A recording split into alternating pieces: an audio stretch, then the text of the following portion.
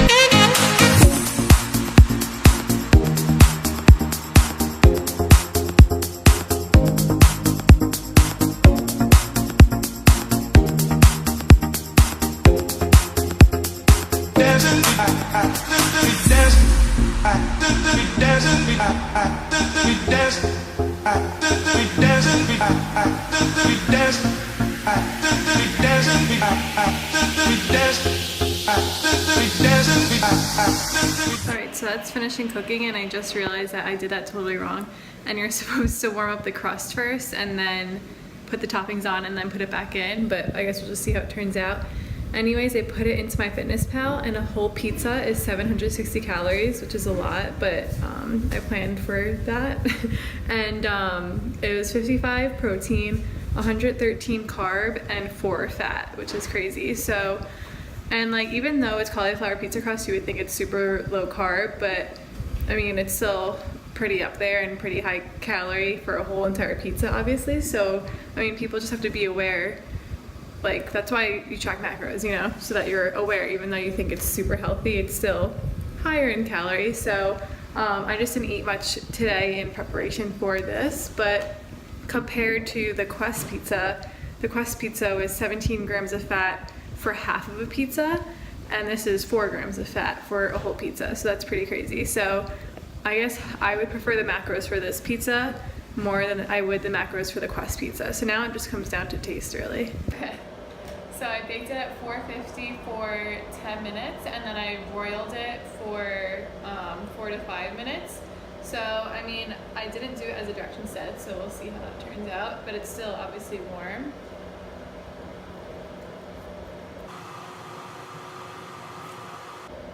Like, to me, this tastes like chicken parm.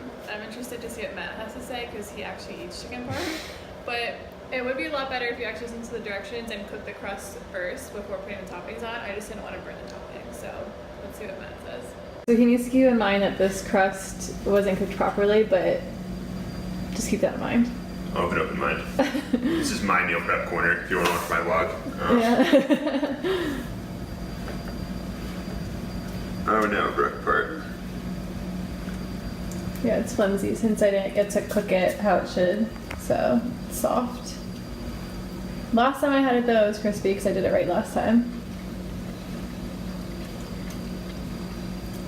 Can you see the chicken parm taste? I mean, it's really good. Definitely tastes the chicken parm.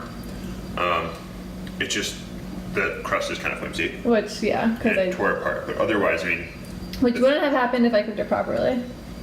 the Yeah. food itself is good. Okay, there you go. What did you just say? I said it's better than the crust pizza. All right, there you have it. The Rayo sauce changes it. Okay. And all the cheese too. The macros are just so much better on this. So, 2 thumbs up. yep, I'll write the macros in the description and the ingredients and instructions for anyone who's interested. So it's now the next day and I'm about to go to the gym and I figured I'll just kind of intro. I'm about to do a glute workout and like actually really try to have a mind muscle connection to just my glutes, because usually when I do glutes I'll also fire my hamstrings, which is perfectly normal, but my hamstrings just overpower so much that they're just always activated and it's really hard to kind of activate my glutes. So we're gonna see how that goes. So I'll let you know how it is after the workout, which I'll put in now. Yeah, baby girl, you're so damn fine, though. Wanna know if I can hit it from behind, though. I'm sipping on you like some fine wine, though. When it's over, I press rewind, though. Talking bands, I got it. Benjamins in my pocket. I traded my truth for some robins, and he's playing Batman. Freddy's gonna rob him. Yeah, I got the Glock in my robbery. 17 shots, no 38. Yeah, I got the Glock in my robbery. 17 shots, no 30. Yeah, she's fine. Wondering will she be mine? Walk past, I press rewind. See that ass one more time. And I got this soda. Remy boys that know it. Fast money don't slow, but no one can control. Yeah, and I got this soda. Remy boys that know us. Hey, fast money don't slow, but no one can control.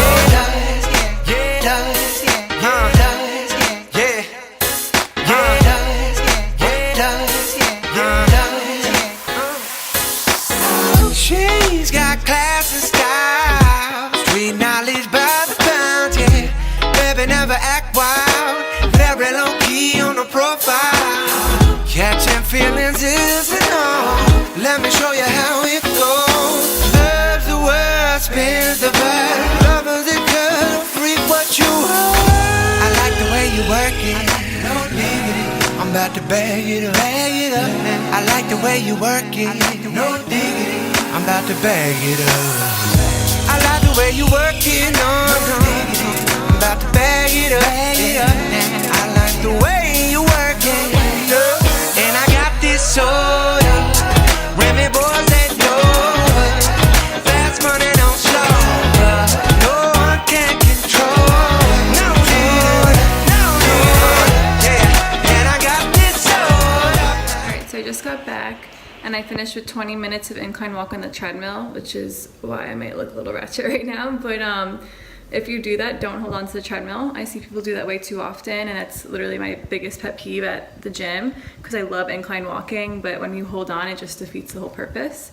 Anyways, I just wanted to talk a little bit about the workout. It actually went really well, better than I thought, because I didn't feel it in my hamstrings as much as I usually would.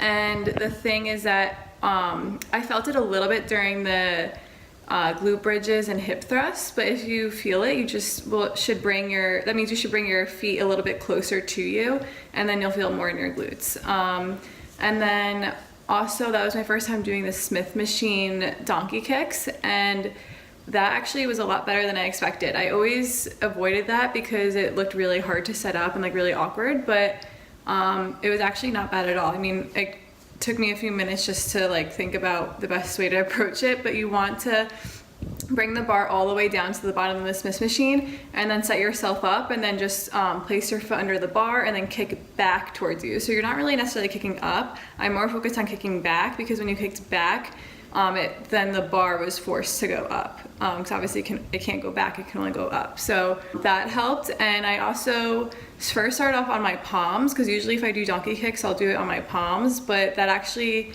didn't feel as good as when I went down on my elbows. So if you do it, I would recommend doing it on your elbows. And also I thought I would feel that in my hamstrings, because I feel, even donkey kicks, I slightly feel my hamstrings firing, but this I actually did feel my glutes, so I was really surprised about that. Also, I didn't show that I warmed up doing a bunch of air donkey kicks and fire hydrants and banded crab walks, just to warm up my legs and my glutes before the whole workout.